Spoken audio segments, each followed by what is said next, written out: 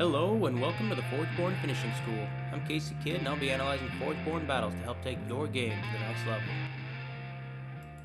Hey gamers, back with Koar here bringing you another Solforge Fusion video. We're going to talk about the game from our personal perspective using the lens of having recently attended the two most recent Ultimate Championship events and the recent Shuffle Bus tournament. A recent Discord discussion made us decide to showcase two decks from our collection that we have earmarked as having strong potential. Throughout our discussion, we may at times refer to the gameplay in the background if an interesting turn comes up that may provide some tactical knowledge, but for all intents and purposes, it's just going to play in the background while we go through some of our experiences with the game and this last weekend. Last week we made a video detailing each of our opinions on the strongest faction and why. Unfortunately, I lost that audio and was unable to post the video, so apologies for missing last week. But we're going to try to recap some of that discussion as we go along here.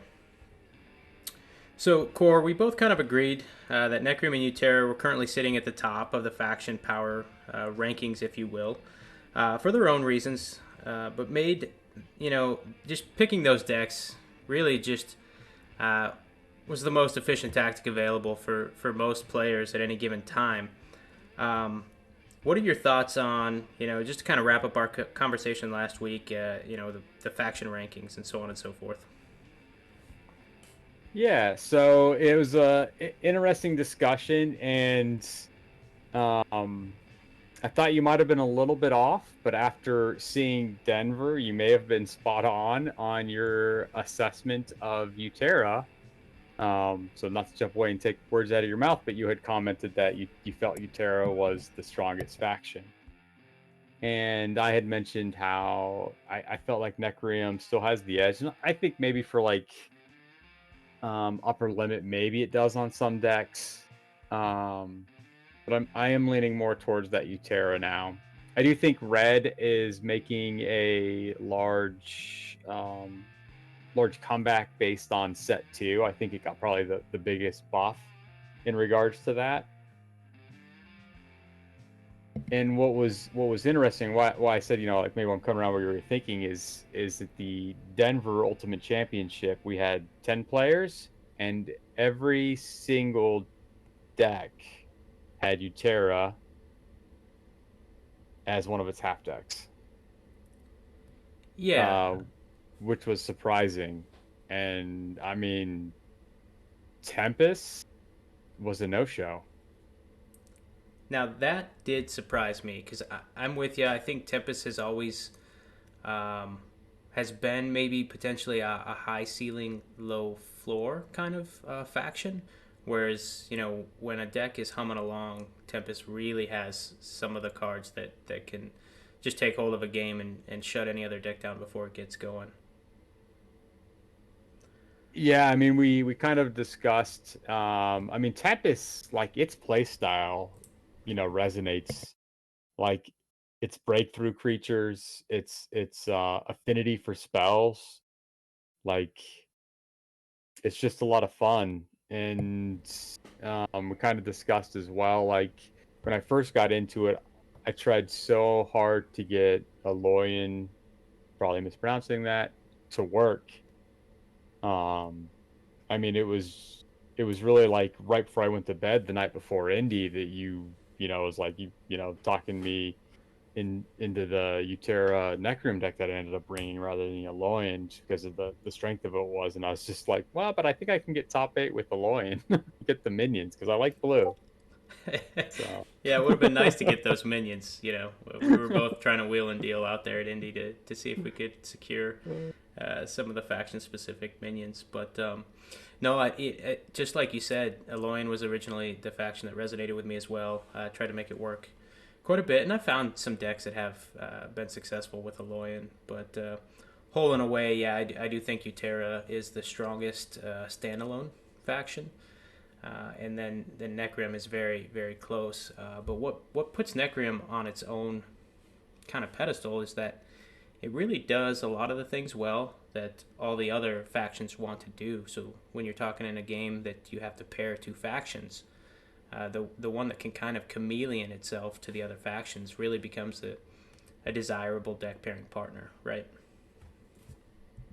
Yeah, I think Necrium. I mean, in set one, and we've discussed this, and neither of us has shied away from it, and expressed our concerns with the two is the way it does damage and you gain health at the same time. It creates larger swings, um, which gives you kind of a safety net when you're playing your other factions.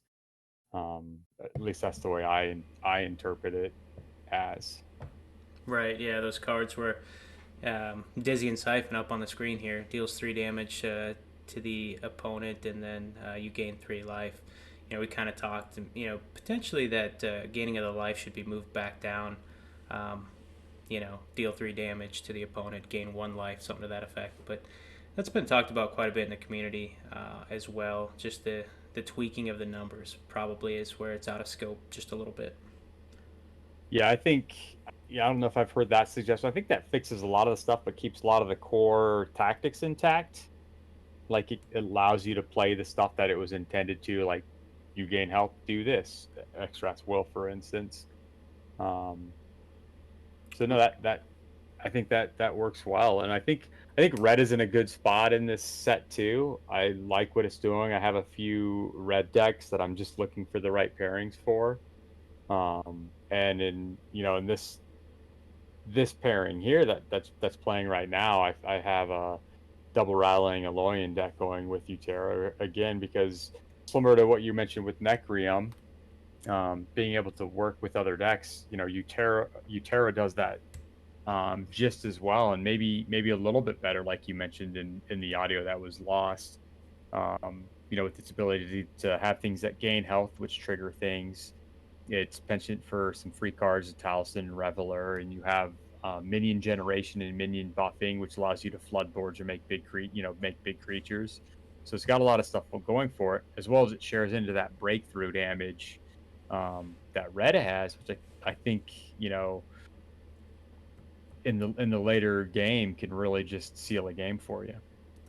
Right, and it's funny that we recorded this video here for that discussion, and that was where I was going to attempt to convince you that Uterra was the strongest pairing partner, and so I brought it with a Tempest deck, and you just kind of played into it, I guess, by bringing Uterra with an Aloyan deck. Not part of the plan, but that's kind of good that it worked out that way. So I think that kind of really wraps up a lot of our discussions from last week. We made it a lot more succinct, which is probably good. And that's going to allow us to talk about some other things.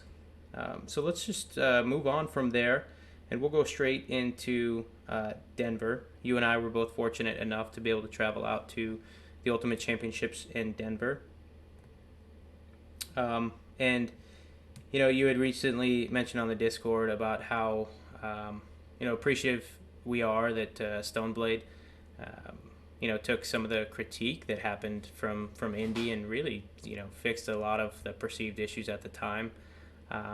Most of them, and so I would just want to reiterate that, right? Like the director of organized play, Alex Watkins, was out there. Nick Fletcher for rules. This is absolutely phenomenal representation on their part, and their interaction with the community was pretty amazing. So, with that being said, I think we'll just kind of jump into some of our gameplay. I think that's what hopefully a lot of our viewers, listeners, I don't know about hopefully, but I think that's what a lot of them are coming here for, and get some insight into not just the decks that we played at Denver, but our experience and some of the insight into the decks that we played against. Right. So, first off, we'll just kind of step through this tournament round by round. And so I mentioned that Stoneblade had the representation there based off some of the critiques from Indy. And one of those critiques was the buys. So you and I went to Indy without buys because we had bronze decks. When we placed first and second there, our decks were instantly leveled up to silver. And so coming here, we were eligible for buys. We talked with T.O. Church, and said, hey, we intend to use our buys. And essentially, can you assure us that the buys have been fixed? And he was, pretty adamant. He had talked about this exact issue already with Alex Watkins, and they had a plan in place, and they were prepared to handle those buys. And so we took our buys and scooted into the second round. And then, the first pairings came down. It's kind of funny enough. We got paired against each other right away. And Church, the TO, kind of maybe a red flag went up and went and talked to Alex Watkins and just said, I think, paraphrasing his discussion there, can we be certain that this is the correct pairing? This is what should have happened. They looked at the math behind the scenes and then came out and told us, hey, we're going to do a quick repairing. We did find an issue, but now that we've seen that, it's going to be fixed for future tournaments. And so should never happen again the exact way it happened here, which was pretty cool to see that they were just very proactive about it. So then going into the second round, you were paired up against Walter Koar. So if you want to go through that. Yeah, so my game against Walter, and it was a fun match. Just getting to talk to him. He's a newer player, and he actually kind of controlled the board state in our game. I was kind of poking him for health every now and then, mostly with spells, but I couldn't establish a board state. And he was doing well. I mean, he was running a Necrium Uterran deck, as I think 8 out of the 10 were. Running Dark Heart Sorcerer and Necro and some stealth creatures. Along with some support in the green. And he was just managing to kind of keep my board state pretty much clear every round. He was getting good trades. I think towards the if the game would have went longer, I would have started to establish a better board state. But he was keeping me in check really well. And it really just came down to in the second cycle, had a zombie left unblocked, and I happened to have Forge Seal Mantis. I think it was Forge Seal at that point available to me in my hand, and enough spells in my discard that I just dropped the Forge Seal and used my Dark Forge Drain and then made a zombie, in the 30 plus range. So it was a good match. It was fun. It was fun talking with them. And one mistake sealed it early, but he was doing a really good job of just controlling the board state, which is always important in every game. So that's kind of how my first game went.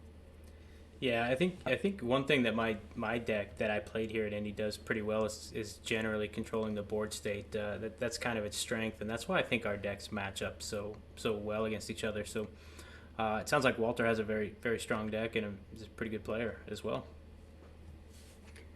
Yeah, I mean, outside of the one zombie being left open, and I happen to have the cards in my hands, allowed me to break through. So. Yeah, and your deck uniquely is one of the ones where you just cannot leave a creature open in the front row. Yeah, it's potentially a game-ending mechanism there. But so my second round pairing was up against Cody, aka Fizzlesticks, who is a phenomenal player. I played against him many times at the local stores around here in Minnesota. So we both knew kind of the match we were getting into, generally had an idea of each other's decks. And Cody has the dreaded Shambling Shambler, which going into the match I knew was an extreme threat. So any chance that it was coming out on the board, I was going to have to attempt to remove it as early as possible. One thing I will say is that Cody did switch his other, that half deck pairing that I normally see his Shambling Shambler with. And when I looked at it, I wasn't quite sure that it would be the better move. But after seeing it in action, it was pretty potent. He paired it into a Uterran half that gave him access to Mantis, essentially, and then just allowed him to flood the board a little bit more often with his Forgeborn and zombie abilities. But that match, from the beginning, I was controlling the board state, laying down pretty large creatures and keeping his board pretty well clear. We got to the beginning of cycle 3, and I think I was, up 40 some health points. He was at high 30s, maybe low 40s. And at this point, I knew, okay, so level 3 Shambling Shambler is a potential to be drawn, starting turn 1, cycle 3. And that's the biggest card that I have to watch out for. he didn't manage to draw it, in turn 1 or turn 2. So that means staring at turn 3, he's got a 50% chance to draw a Shambling Shambler. And at that point of the game, controlling the board state, I have huge creatures all across all the lanes. And so he did draw the Shambling Shambler, and dropped it down and then filled the lanes. So he filled all of his lanes, was able to play the Shambling Shambler, and this was his last play off Forge. So then combat ensues. I kill 4 of his 5 creatures and not the Shambling Shambler, which, doing the math, that's a 24-point health swing, right? So 24 in each direction is 48. 48, yeah, that's right. Rough. Yeah, and then he pops on Forge the next turn, and before I get a single action to attempt to deal with the Shambling Shambler, sacrifices two of his brand newly played creatures for another 12-point swing, which is 24. So doing the math here, that's a 72-point health swing in the game on essentially turn 1, cycle 4, which was pretty amazing to watch. I've seen his deck do similar things before, so I can't say it was surprising, and I knew it was a possibility, but at that point, it was just too much to come back from. I was slowly, chipping his life back down after that, but just couldn't bring it back all the way. And Cody took that match, beat me in the second round. Yeah, and I was, kind of, done with my match at that point when that was all going down, because I saw that you were up by huge, and then I think I walked over to watch how Eric's game was going, and came back over, and I looked down at Cody's scribbles for help, and I was like, "What happened?" I look on the board, and there's a Shambler there. And I was like, "Oh, that'll do it." He helped the true boogeyman of Solforge Fusion, in my opinion. That can just flip a game. Yeah, he's got a really interesting deck, and I don't know what his other pairing with that Shambling Shambler was before it, because unfortunately he wasn't able to make it to Indy. The Uterran pairing, after playing it against you, looked pretty scary. Yeah, and then moving right into the third round, you got paired up against Cody. Yeah, so I was like, I'm not sure about this. If that Shambler goes off, it's like there's if you get it right, and you can't remove the Shambler in time, it's a mess. So I tried playing a little bit more aggressive, knowing he had a Shambling Shambler, and was keeping up, similar to your game though, right? Having high health total, slowly whittling him down throughout the game. And we're getting into the third cycle, and I'm just trying to keep his board cleared and keep punching damage through as best I could.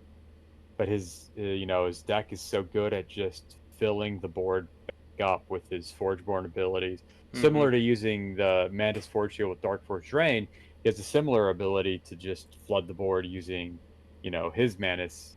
And does he have? I can't remember if he had Forge Seal in there as well, but between his Forgeborn and at least the Mantis, he's able to just flood the board back with brutes, Right. which then plays very well into my deck if he has a Shambling Shambler, because I can usually have pretty big creatures out, and then when I kill them, it's a big health swing. So I was pretty scared of that. It could, if you had drawn the Shambling Shambler earlier, it could have flipped the board state.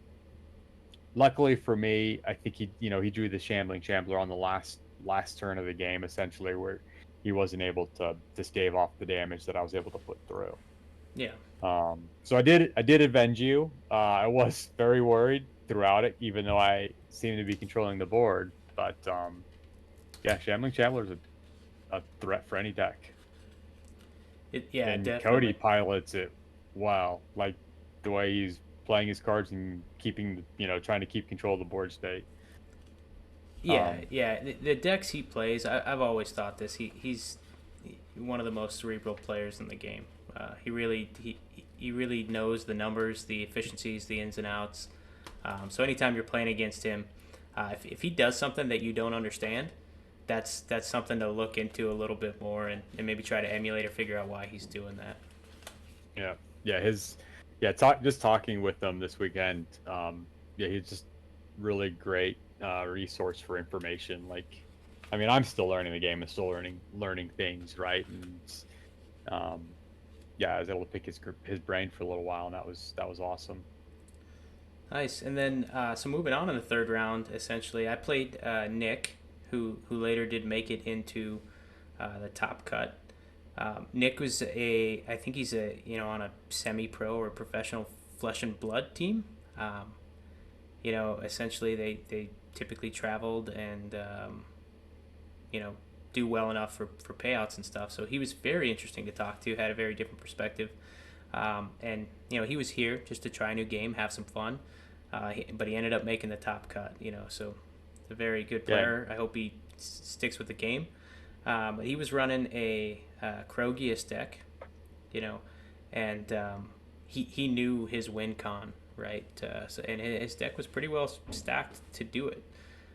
Very. and sorry, he's a local player as well, right? I think he lives in the Denver area, and then Yep. for those who don't know, I think he's Dr. Atlas on the Discord. Uh, So nope. That's Chris. that's Chris. Yeah, Oh, but sorry. yeah, yeah. But they I think they were acquaintances, friends. So, Okay, um, that makes sense then. Sorry. yep. But yeah, no, I played him, and he did a very good job of staying in there, even with my big creatures, chumping away at him and taking life points. Essentially, when he didn't draw Krogius in cycle 2, I was able to step back off the pedal a little bit, and I ended up, I think, sealing it out on the last turn of cycle 3. But basically, I was full gas all the way until I noticed, he didn't draw Krogius in cycle 2, and then played slightly more cautiously, but very well played and good match. So, and then since I had lost to Cody, I knew that I had to win my fourth round match. That was the only way I could make top cut. I won the bye, I lost to Cody, and then I was able to get past Nick.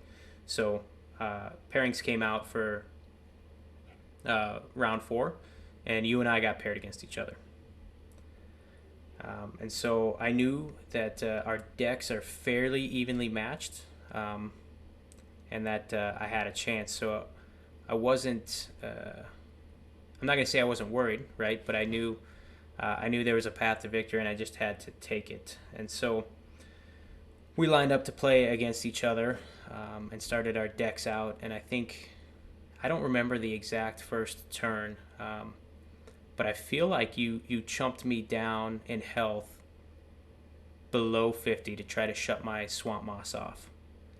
And from there, we went into the second round, and I drew the Swamp Moss Lurker and had to get a little creative with a Dissian Siphon, I think into maybe a Virix to get back up above 50, play the Swamp Moss.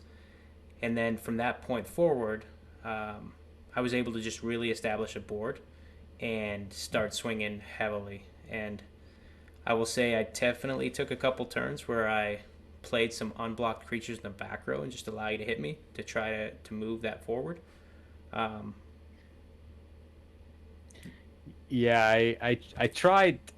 I know how important the Swamp Moss and having above 50 is at the start of the deck, and I hadn't drawn mine yet, and I was like, I have a play here where I can get you below 50 and get me above 50, um, and I can give up a small part of the board state initially, for future gains, because you know n- normally that works out well for me, right? Anytime you play purple and you have life gain, you can kind of give up early board state and do that. And I got your health down, and I got my health up, but you were able to take it. You were still able to get get what you needed and take advantage of it. Getting creative, and I was not, and it put me in a worse position because of it. yeah, I think, and then I caught the brakes and was able to just kind of keep pushing, and making you make those risky decisions, right, to get back into the game. And those are oftentimes we have to make those risky decisions, and then hope they pay out to get back in the game. And when they don't, it just kind of digs the hole a little bit deeper and a little bit deeper. And Yeah, so, I was playing against you, and I think it was in round 2. or cycle 2, and I drew Existian Dreadmaw and played it. And this is the first time that I've actually, I think, even played Existian Dreadmaw this tournament. I just hadn't seen it, and so I was like, I didn't have a lot of spells in my discard yet, and I was like, well, I'm gonna play it, and then you'll get. It was off Forge, and so you'll go on for, or it was on Forge second, right? And so I needed it to survive, so I came on Forge the next turn, and then I could hopefully put some more spells in and then buff it up. You did not give me the chance. Yeah. I think at that point Virik embraced it, even though you didn't know what was in my head at that point, but you're like, I just can't even let this guy be on the field. You just Virik embraced it right away, and then I was just like, well, that's no bueno. Yeah, and that's picture perfect. Some of those, moments we're talking about where you make a risky play, you got to do something to try to get back into it, and then if your opponent capitalizes, it just digs a little deeper. So some of those choices that you made, that I made, just allowed me to really stay ahead the whole time and close that one out pretty early, I think, which lifted a huge weight off my shoulders, allowed me to make it into the cut, and then you still ended up making it into the cut. So essentially there was, I think, 5 players that went 3-1, but because of the top 4 cut, strength of schedule ended up, I believe, cutting out the 5th player, and I believe that was Dr. Atlas. That was Dr. Chris. Yes, you're right. Thank you. Yep. Yeah, my yeah, yeah, that was interesting, the cycle of that last hand. So, are you talking about the video here we're playing? So, just to talk to that, sorry, we're going to getting off track here for a second. But this red-green deck that's playing in the video, one of the fun things it does is just makes really big creatures, and with Breakthrough, 10-26 Thundersword, that's always exciting to see in my mind. But even still, your rallying deck's able to clear a lot of my board, but then now, you're looking at a 19-17 Thundersword.